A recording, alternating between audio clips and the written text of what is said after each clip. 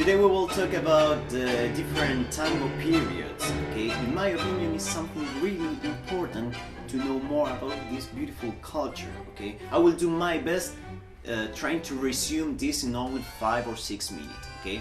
But it's gonna be only just an overview. So let's start.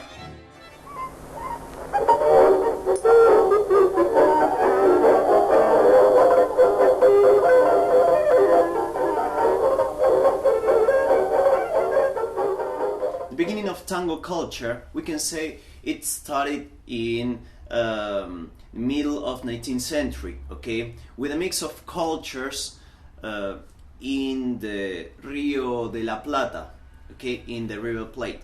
So the local culture mixed with the huge migration that we have from Europe, and of course a huge migration that we have from the fields to the city. Okay, they start to share different things, common places, and that is the real beginning. But we can say that tango actually started to get its own identity in the beginning of the 20th century. Okay, the first years of the 20th century with composers that has no musical knowledge, real musical knowledge, but what we used to say orejeros. That means someone intuitive, okay, in music. So composers, great composers such as Ángel Villoldo with El Choclo, with Juan Maglio Pacho with Armenonville, Roberto Firpo, of course, with Alma de Bohemio and El Amanecer, Ernesto Pibe Poncio with Don Juan, Juan Carlos Cobian with Nostalgias, Eduardo Arolas with Comme il faut and Derecho Viejo. All this period we say this is our old guard, nuestra guardia vieja. But in 1924 started the new guard, La Guardia Nueva, with Julio De Caro. Julio De Caro was a great composer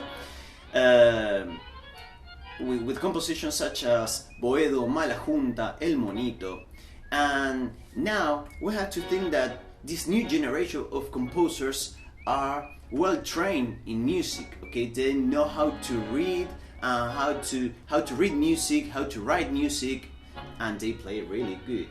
And particularly Julio De Caro, with his compositions, with his arrangement, and with his huge success between the teenagers and the youth, was the frontman of this great musical revolution. Okay, there was also musicians such as Osvaldo Fresedo, composer of Vida Mía, El Espiante, El Once. They were the evolutive musicians, okay, but we also had some traditionalist musicians such as Roberto Firpo and Francisco Canaro, okay, that were mainly focused on the dance, not that much on the music, but on the dance. At the end of 1930s started the golden age. And why the golden age? Well, the thing was, tango was so trending in that period that every single cafe used to have its own orchestra. Okay, you can pay a coffee and enjoy 2 or 3 different orchestras. It was great. Many specializations in tango music appeared. Now it's not only the composer and the player, but also the arranger and the director, okay? And this period is great because in this period started the different tango styles, okay, that now we know. So musicians such as Carlos Di Sarli with Bahía Blanca, Juan D'Arienzo with Paciencia, Alfredo Di Angelis with El Taladro and Pregonera, Ricardo Tanturi with Sollozos de Bandoneón. They represent the traditional way of playing music and mainly focus on the dance floor, okay? Great musicians and composers, but mainly focus on the dance floor. On the other side, we have composers such as Aníbal Troilo and Osvaldo Pugliese that were mainly focused on the music evolution. So Aníbal Troilo, composer of Sur, La Última Curda, Garúa, between others, and Osvaldo Pugliese, author of Recuerdo, La Yumba, Negracha. That golden period, it ends at the end of the 50s, okay, 1950s. Why? Well, actually there are many reasons why. Teenagers are not that interested in tango music anymore, but in rock and roll, okay? Remember, rock and roll appeared in those years. Also was a depression in Argentine economy, so now the market can't afford a big orchestra, so the big orchestras start to play as quintets or quartets, okay?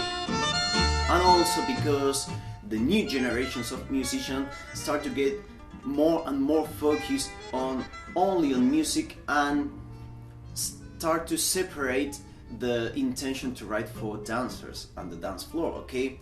But anyway, great composers and the music evolution so much in this period, with big names such as Horacio Salgán, okay, author of A Fuego Lento, Don Agustín Bardi, La Llamo Silbando, Astor Piazzolla, of course, with Lo Que Vendrá, Adiós Nonino, Libertango, Eduardo Rovira with Febril, Sónico, Evaristo Carriego. And this period we can name it as Tango Vanguardia, okay? From the end of the 50s until the 80s, okay? And actually, at the end of the 90s,